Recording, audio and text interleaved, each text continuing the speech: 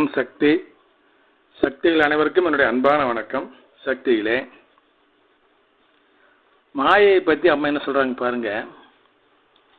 சமீபத்தில் ஒரு தொண்டருடைய தியானத்தில் அம்மா சொல்லியிருக்கிறாங்க. எப்படின்னாங்க, நம்ம ஒரு பிரச்சனைக்கு அம்மாட்ட போகிறோம், அதை தீர்த்து வைக்க சொல்லி. அம்மா என்ன சொல்கிறாங்க, இந்த யாகண்டத்து பணம் கட்டு, இல்லை காப்பு கட்டு, அது உணவுப் பொருள் வாங்கி கொடுன்னு சொல்கிறாங்க. நம்ம என்ன நினைக்கிறோம், நானே கடன் வாங்கிட்டு வந்திருக்கிற கோயிலுக்கு என்ன போய் இப்படியெல்லாம் சொல்கிறையே, என்னால் முடியுமா? பராசக்தி, உனக்கு கண் இல்லையா, காது இல்லையா அப்படின்னெல்லாம் நம்ம மனசுக்குள்ள நினைக்கிறோம். அதாவது சக்தியில் இந்த இடத்துல உத்தரவு போடுறது யாரு? பரம்பொருளாகிய பங்காரு தெய்வம். அம்மா சொல்லிட்டாங்க அப்படின்னா அது கண்டிப்பாக நடக்குமா அல்லவா?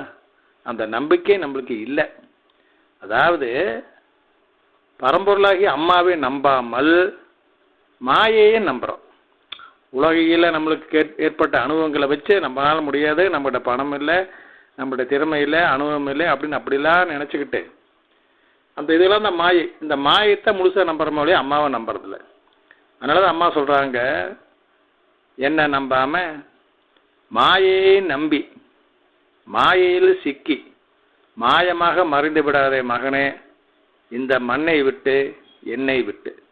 எப்படி பார்த்தீங்களா? எப்படி சேர்த்தீங்களே?